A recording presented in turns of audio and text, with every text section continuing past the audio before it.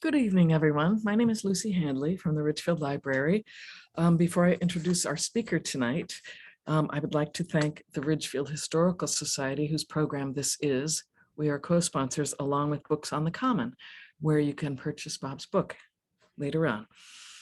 Let me introduce our host, Robert C. Plumb. He was born and raised in upstate New York, where he received his education from grade school to graduate school. Between his undergraduate and graduate education, he served as an officer in the Navy, initially stationed on a ship in the Atlantic Fleet, and later commanded a patrol boat with a crew of 6 in Vietnam.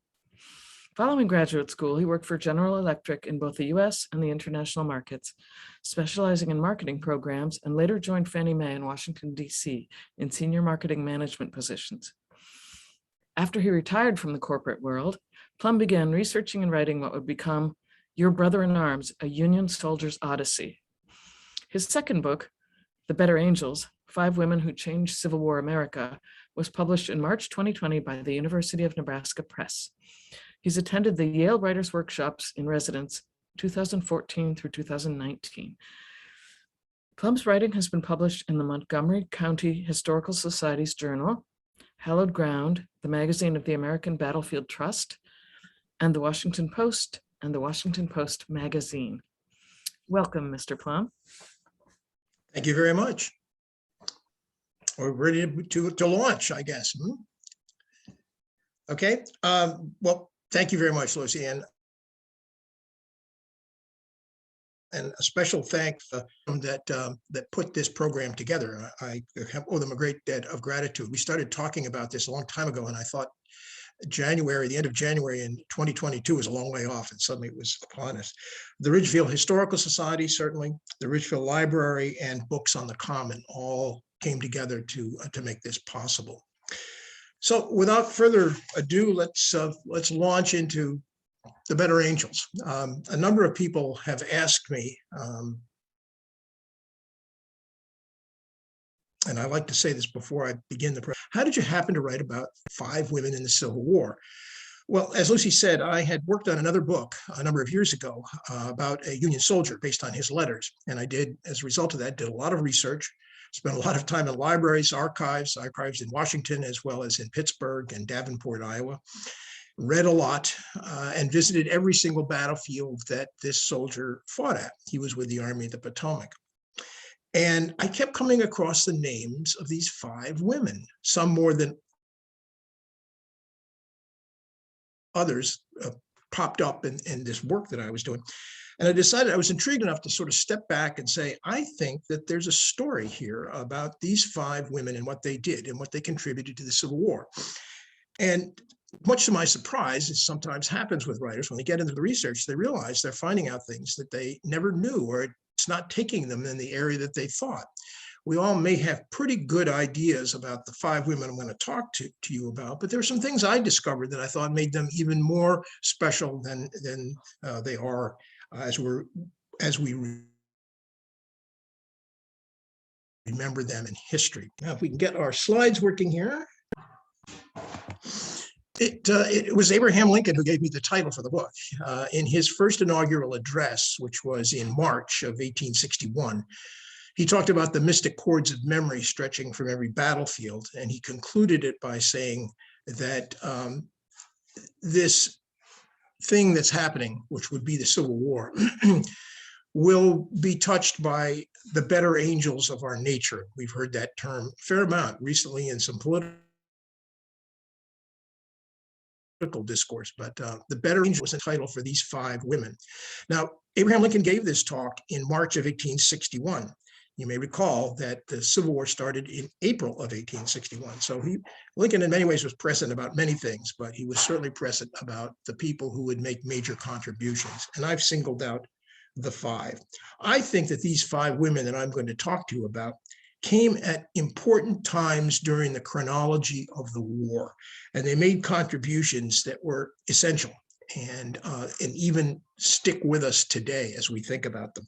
So quickly, I'm just going to give you an idea of who we're talking about here, and then go into a little more depth. First of all, perhaps no surprise, Harriet Tubman.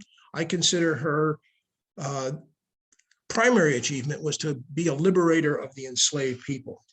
first herself, and then some 80 plus enslaved people over 14 rescue missions conducted over a decade of time.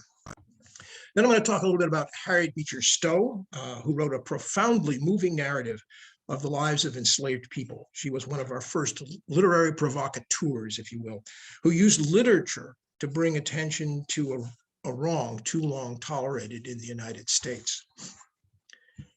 And then the third woman, Julia Ward Howe, an inspirer of a cause. She helped bring the Union out of a period of profound pessimism when she wrote this poem, which became a hymn. Her words in the battle hymn rallied the North around a noble purpose with the words, "As he died to make men holy, let us die to make men free." And then words to encourage hope in that same anthem, "The trumpet that never calls retreat." One thing I will point out while we're on this particular slide, you notice how Julia Ward Howe is identified on this in the Atlantic Monthly, Mrs. Dr. S.G. Samuel Gridley Howe.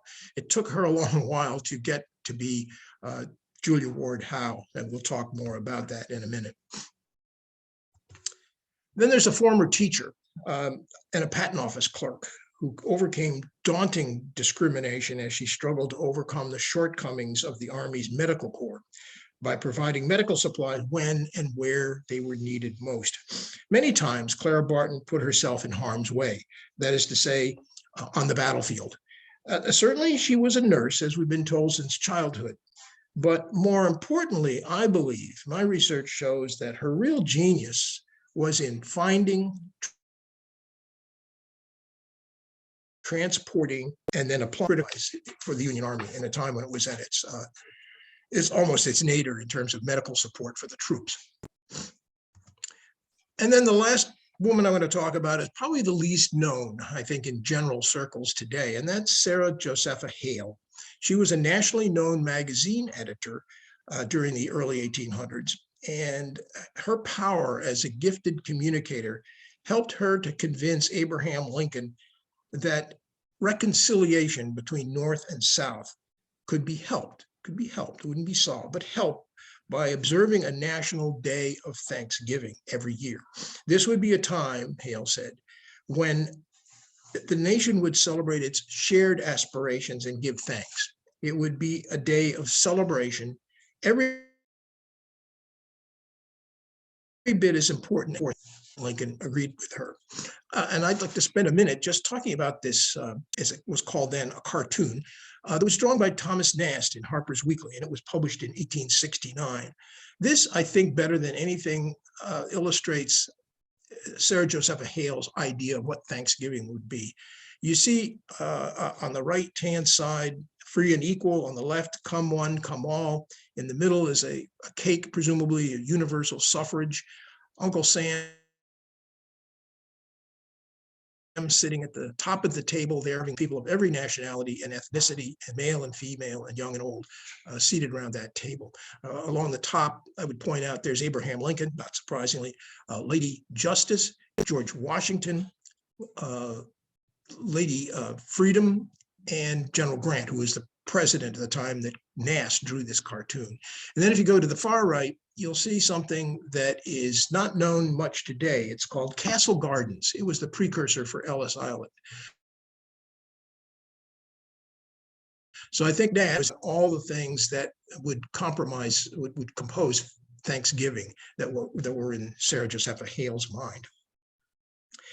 Surely we know about most of these five, if not all. We've been hearing about them since grade school. And this, of course, was what some of the first publishers that I approached and my agent approached, what they said. But my research turned up aspects of the women's lives that expanded or changed what we learned in school. And that truly amazed me. And once that was communicated to the potential publishers, they saw the value of telling these stories in the context of the American Civil War. So I'm going to give you a brief snapshot of each of the women, focusing on their important achievements and then their legacies to some extent. And then following that, I'm going to tick off the 8 characteristics that I believe were the basis for their successes. First, we're going to talk about Harriet Tubman. In 1849, Harriet Tubman was born into slavery 27 years earlier. She decided she would take brothers, Henry and Ben Ross.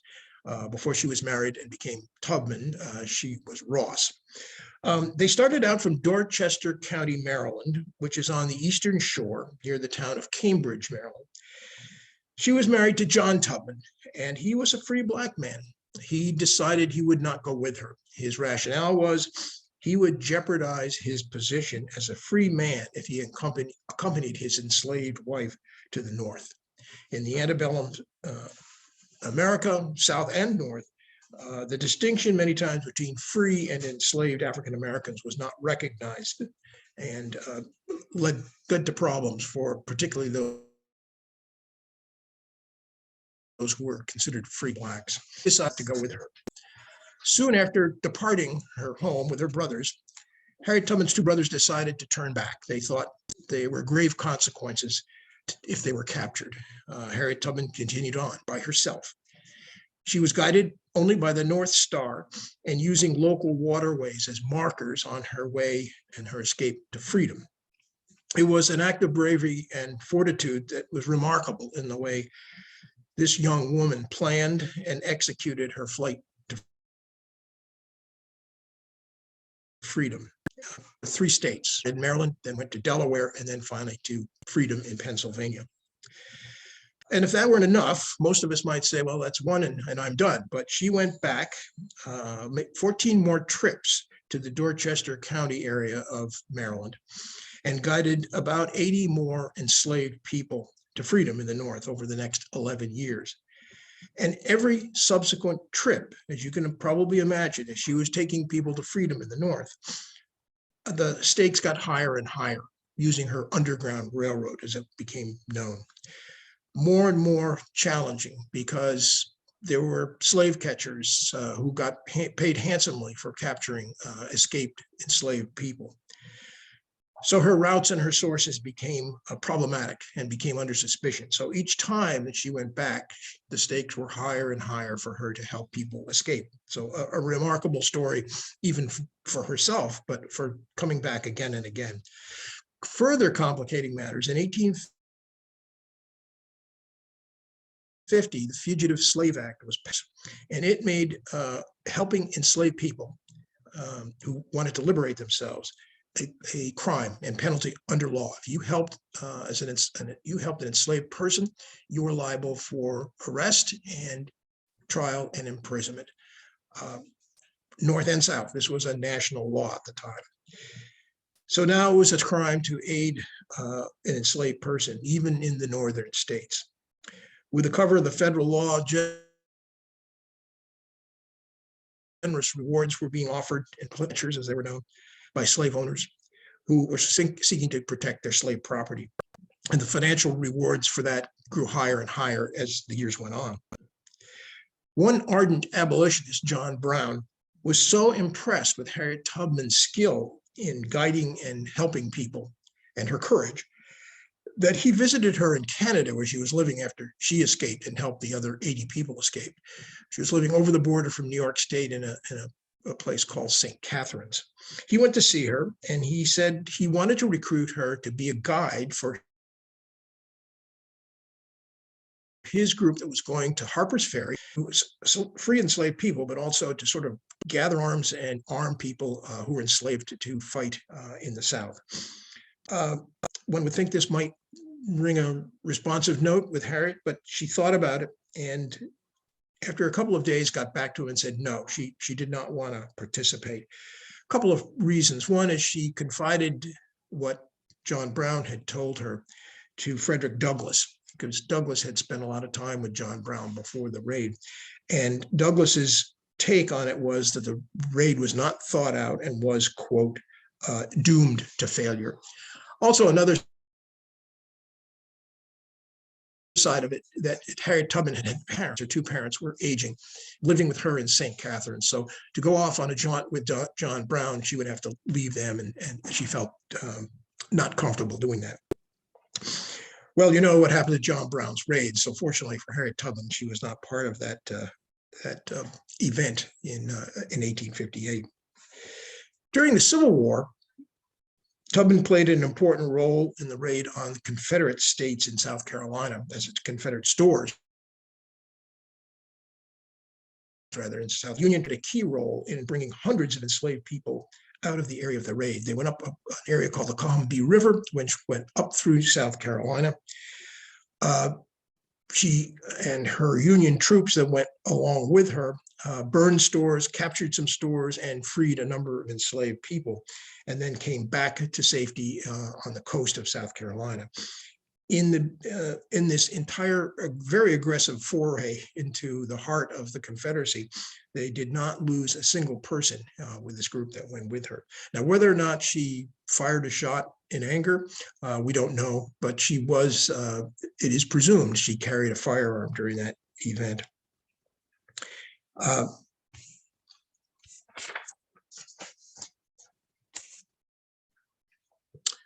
Tubman's legacy, I think, has been her track record of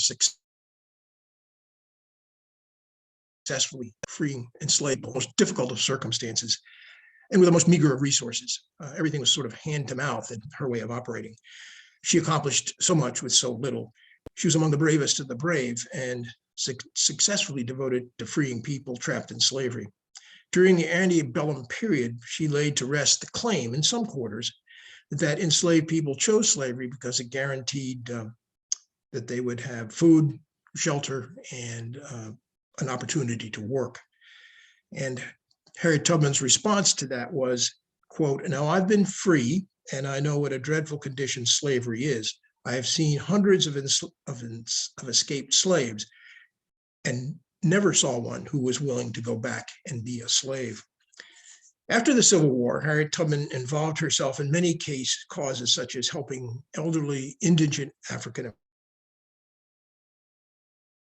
Americans, and was very active in the area of women's suffrage. She was helped financially during this time by William Seward, who was Lincoln's Secretary of State. Harriet Tubman got a house in Auburn, New York, where Seward lived, thanks to his generosity, and he would fund her for many of her things that she was involved in, like starting a home for indigent African Americans.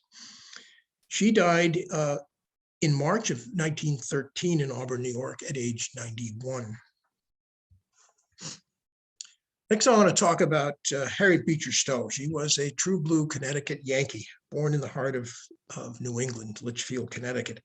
Young Harriet Beecher flourished in school. She excelled in math, Latin, science, and in the Litchfield Female Academy, and later at the Hartford Female Seminary, where she won recognition as a writer of first-rate composition. She really cut her teeth for a writer in those two locations. At Hartford, she became the editor of the school newspaper there, the Gazette. She was the daughter of a minister, a sister of a minister, and she became the spouse of a minister, Calvin Ellis Stowe, who was a theology professor at Lane Theological Seminary, who worked for her father. The family moved from Connecticut to Ohio as her father became the head of a seminary there. And that's where she met her future husband, Calvin. After her marriage, she began writing and was published in 3 monthly magazines on a regular basis. 2 influences led her to write about what would become her magnum opus, that is, Uncle Tom's Cabin. Living in Cincinnati with her husband, Calvin, she came to see the results of slavery much more clearly and directly than she did in New England. Both she and her husband were active participants in the Underground Railroad. And the second passage, as I mentioned before, of the Fugitive Slave Act, helping enslaved people escape, just infuriated her. That was sort of like the straw that broke the camel's back here. So what she did was she set about to write what she thought would be a way to express the problem that was developed with slavery. She began writing a history that was published monthly, in National Era, an anti-slavery magazine. She drew on sources such as Theodore Wells' American Slavery as It Is, written by an African-American, and Josiah Henson's The Life of Josiah Henson, formerly a slave. And she drew on her own personal experiences that she and Calvin experienced while they were running their Underground Railroad in Cincinnati. From June 1851 through April of 1852, Uncle Tom's Cabin appeared monthly to readers. It was so popular that in March of 1850, a book contract with the John P. Jewett Publishing House in New England. The first week that Uncle Tom's Cabin, the book, was published, it sold 10,000 copies. A year after its release, the book sold about 300,000 copies and was translated into a number of languages. It was a bestseller by anyone's regard. But praise and criticism for Uncle Tom's Cabin came immediately, as you might expect, to address the negative criticism that questioned the accuracy of the book. Stowe wrote a reasoned, fact-based response. She wrote something called A Key to Uncle Tom's Cabin. In the court of public opinion, Stowe's facts and examples of real people and other source materials cited in the key quickly subdued the criticism. For everything she was accused of, she had a counter to it. It was almost like a lawyer's brief. It was so brilliantly written. It's reported that when Stowe visited the White House in 1862, Abraham, quote, "So you're the little woman who wrote the book that made this great war." Historians have questioned whether that's totally accurate, but it makes for a good story. Her legacy as the first successful author of a social justice novel was followed by others that we're familiar with. Certainly Upton Sinclair's The Justice, about the meatpacking industry, and John Steinbeck's Grapes of Wrath, about migrant workers, followed in her footsteps of using a wrong and using literary approaches to bring it to people's attention. One thing, Stowe's character, Uncle Tom, has provoked modern day disapproval. The term Uncle Tom carries with it offending overtones for some. The image of a subservient Uncle Tom came from the Tom shows during the Reconstruction period, much after her book was written. These stage shows featured white men in blackface singing minstrel-type songs. Invariably, these depictions showed Uncle Tom as servile and ingratiating. Stowe never approved these stage shows, and it was weak copyright laws that prevented her from going after. We have to say today, if someone took stuff that was horrendously twisted, you would have recourse in the courts. She had no recourse other than to just sort of feel that her book had been harmfully dealt with. Harvard literature professor, a woman by the name of Amanda Claypore, has written the quote, "The servile old Uncle Tom exists nowhere in the novel. He is a creation of the Tom shows." And she continues, it was the Tom shows that transformed this heroic character into a weak and feeble-minded old man, shuffling and grinning at those who would oppress him. Such a Tom exists nowhere in the novel, according to Professor Claiborne. Next person I want to talk about is Julia Ward Howe. She grew up living in a large opulent house at the top of Manhattan. Her mother died in 1824, leaving a 5-year-old Julia the focus of her father's smothering attention. He was a strict Calvinist, and Father Samuel shielded his young daughter from what he thought would be bad outside influences. Her education, her friends, and her life experiences were very tightly controlled. Well, when Julia was 22, she met a dashing young physician who seemed a perfect fit for her fairy tale existence. Gridley Howe, MD, was even a knight, a Chevalier of the Order of Saint Saviour, a title bestowed on him by the Greek government for his service during Greece's War of Independence from the Turks. However, what Julia Ward Howe quickly realized that she had gone from one gilded cage overseen by Samuel Ward to another gilded cage controlled by Samuel Gridley Howe. It was clear that Dr. Howe wanted a woman who would bear his children and be devoted to child rearing and domestic duties. He did not want an aspiring poet that his wife longed to be, but Julia Ward Howe persevered. In 1848, some of her poems were published in the volume Female Poets in America. And much to her husband's dismay, she submitted a group of poems that in 1853 were published as a volume titled Passion Flowers.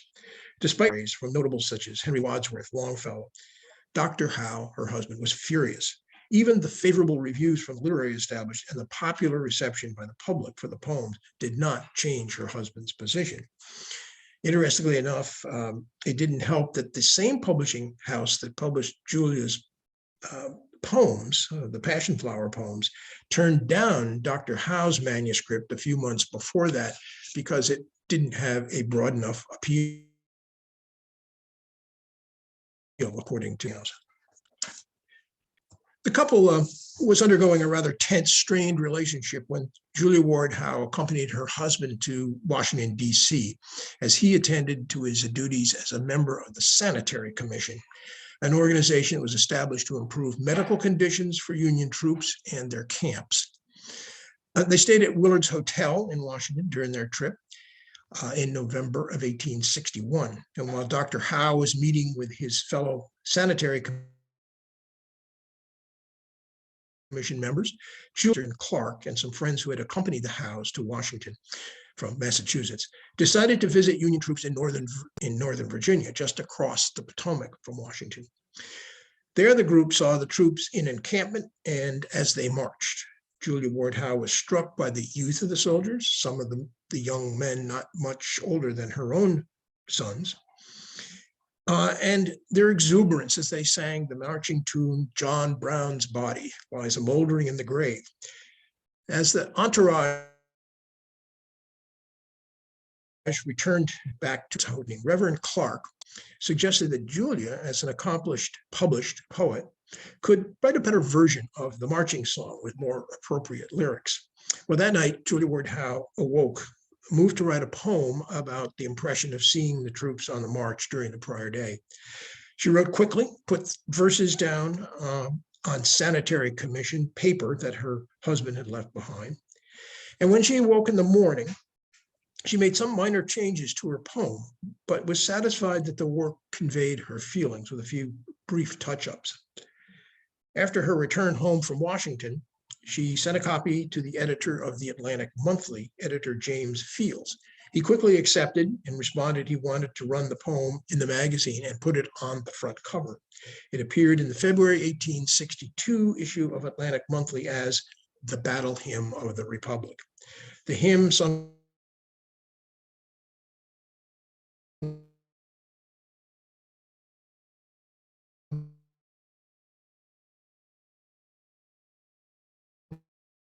to the civilian public in the North. The battle hymn captured the feeling of a noble cause that had been absent at the beginning of the war. As he died to make men holy, let us die to make men free, was the poetic expression of what the Emancipation Proclamation had set forth. And the lyrics, "The trumpet that never calls retreat," carried with them a new reserve and resolve for victory.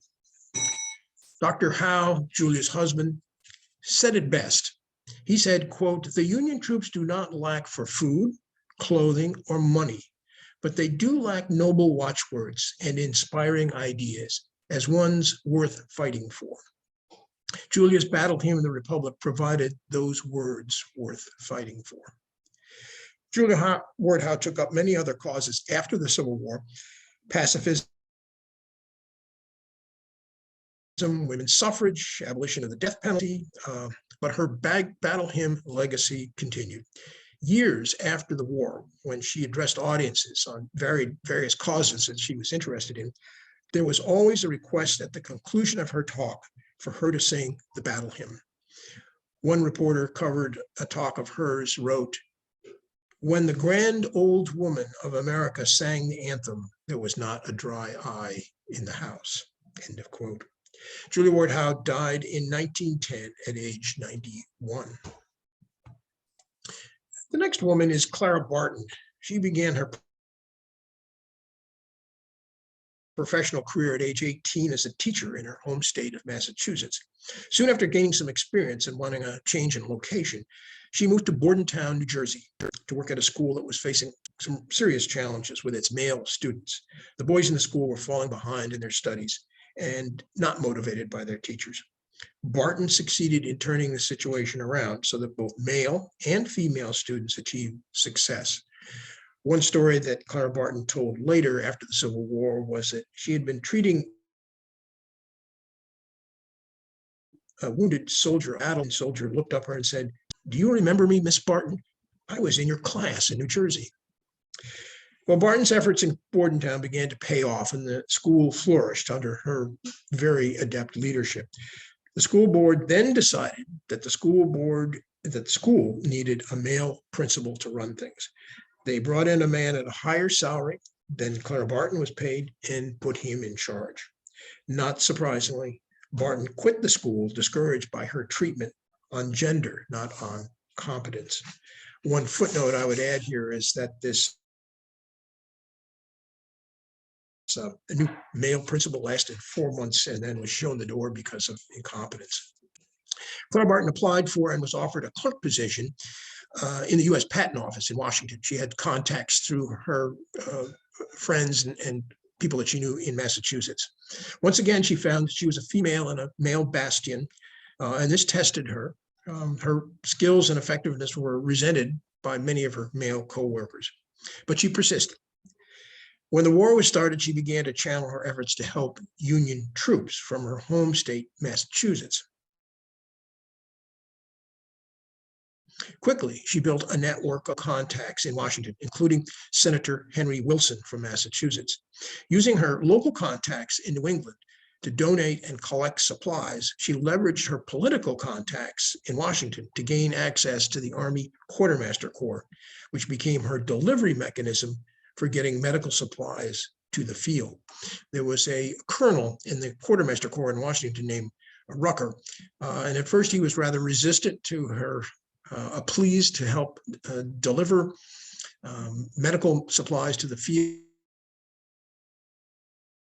But when he saw she had 3 warehouses and showed him what she had, Rucker became an advocate and helped her after that, not only with getting the supplies out with the wagons, but with providing teamsters and giving her passes so she could get through the Union lines. Following the battles of Bull Run and Cedar Mountain in the Civil War, Barton was able to get much needed supplies to Fairfax Station, Virginia, where the wounded from those battles were being taken.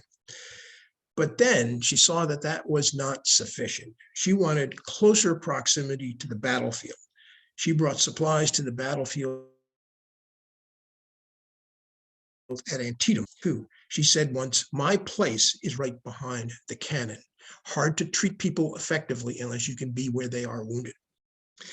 Later in the war, she brought supplies to Fredericksburg, Virginia, on the battlefield, and Fort Wagner in South Carolina, again on the battlefield. We've been told for many years that Clara Barton was a nurse, and yes, she did perform nursing duties.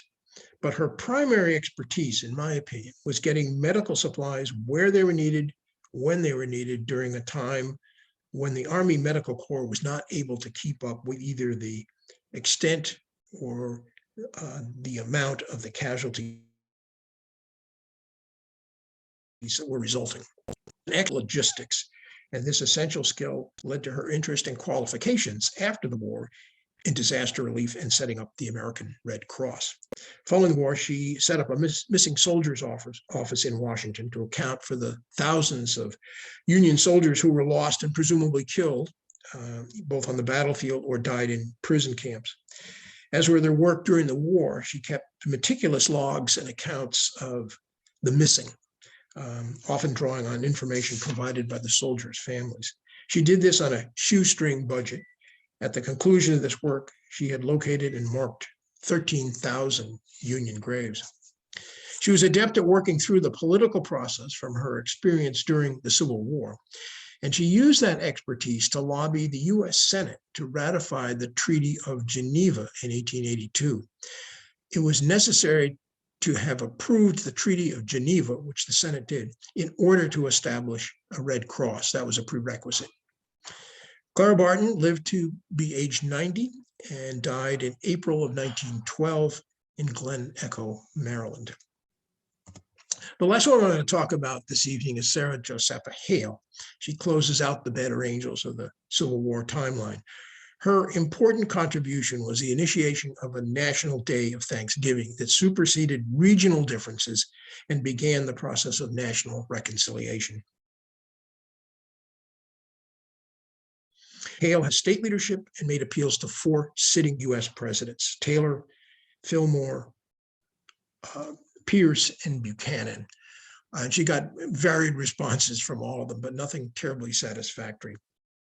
Then, after writing to Abraham Lincoln on September 28, 1863, the president proclaimed the last Thursday in November as a day of Thanksgiving within a week of receiving Sarah Josepha Hale's letter.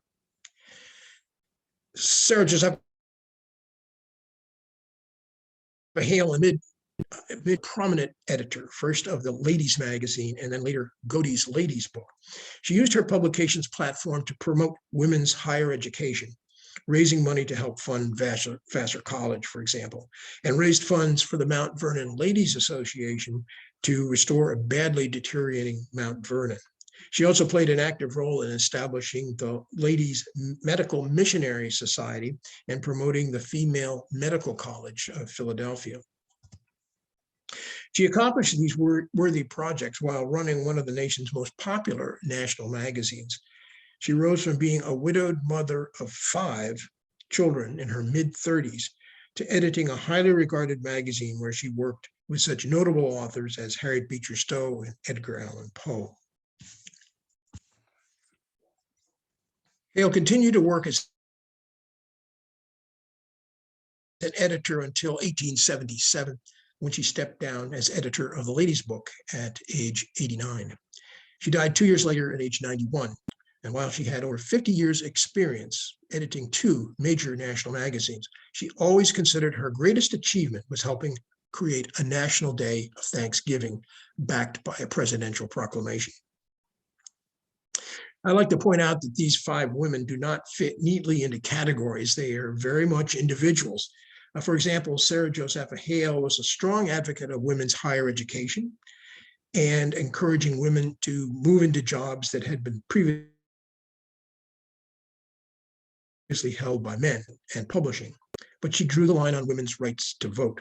She did not believe in women's suffrage. They had every right to lobby men for what they wanted, but women should not be allowed in the voting booth. A number of people ask me, well, why is that? Maybe many causes or reasons, but I think the fact she was born in the late 18th century, before all of the other 4 women. So she was definitely old school in some of her approaches, although she was a fierce advocate for women's education.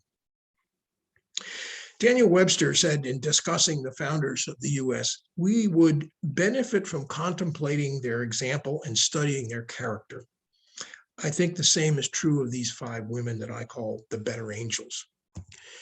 In my view, each of the women, in varying degrees, shared 8 characteristics. They were persistent. I mentioned Clara Barton and going to the Quartermaster Corps in Washington. She kept hammering on the door until the guy Rucker finally said, okay, I'll give you a wagon. And she came back again and again, and he gave her wagons and teamsters. She would never let up. And that was the same was true with the other 4 women also. They did not give up easily on anything. They had courage, whether that was courage such as Harriet Tubman facing slave catchers on the Underground Railroad, or the courage of Clara Barton on the battlefield, bringing supplies to the wounded. And even Sarah Josepha Hale, courage of being a widowed 35-year-old woman with 5 children that she had to raise, and without any really visible means of support, she pulled that off with her own writing career. Also, they were self-assured. They never went into anything without radiating confidence in what they did. And I think that got them an audience with people who may have been disbelievers, and it certainly served them well in all of their endeavors. They were persuasive. They were persuasive in their writing. 4 of them wrote a lot. The only person who did not was Harriet Tubman. She was illiterate. She couldn't write, but her communications from the speaking standpoint, when she was on the podium, she was very persuasive, encouraging people at the beginning on civil rights and then later on suffrage. They were assertive. No one was holding these women back.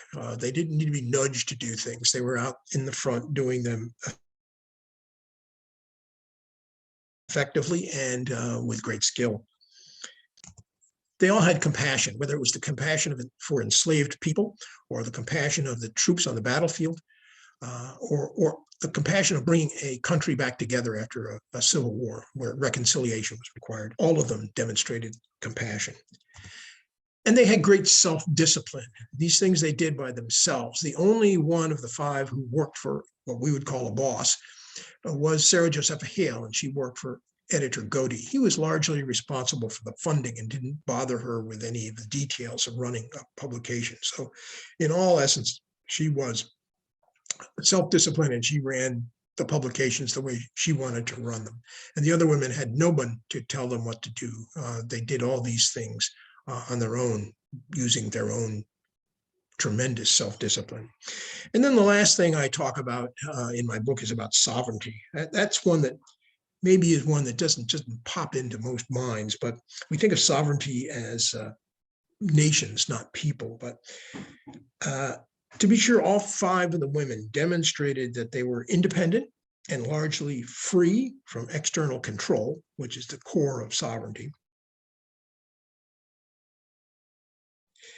The one who fought most often to establish and maintain her sovereignty was Julia Ward Howe. As I pointed out, her husband was not a real advocate at most times in her writing career, but she persevered. It wasn't until after his death in 1876 that Julia Ward Howe completely escaped that golden cage that she had been in for so many years and was able to be the free woman and do the things that she absolutely wanted to do. I'm going to close with the words of Clara Barton, which I think sums up the impact of the Civil War on these five women. She wrote, "Only an opportunity was waiting for women to prove to man that she could be in earnest, that she had character and firmness of purpose, that she was good for something in an emergency. The war offered her this opportunity." This is the only sales pitch I'll make at the end here. The Better Angels is available in hardcover, certainly at Books on the Common, and it's also available in audio format read by the actress Kate Mulligan. And I believe that certainly Books on the Common can obtain that for those who are interested in a version. So now I'd be delighted to answer any questions you have about the five angels. If anyone has any questions, please type them into the Q&A. I think some are coming. Let me check. Good.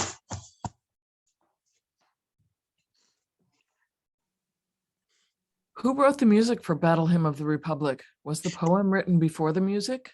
Well, the music was, as I indicated, the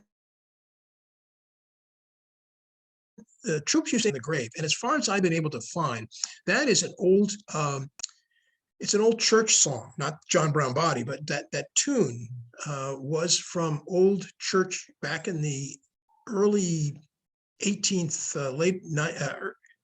early 18th, late 17th century. So she heard it when she was viewing the troops and just said, well, I can write lyrics to that. So she did not write the music. The music had been existing for a good 100 years, if not more. She wrote the lyrics. Any more questions? We're waiting for another question. Someone asked me on a previous session I did, have I seen the original of the Battle Hymn of the Republic? And I said, no, I haven't. And I did some research and found out there's a museum in Washington called the Museum of the Bible, and apparently they have the handwritten copy of the Battle Hymn of the Republic, but I have not seen it.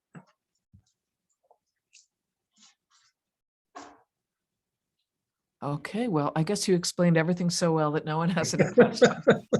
Well, that's- Thank you so much, Bob Plumb. And thank you everyone for coming tonight. Good night. Good night.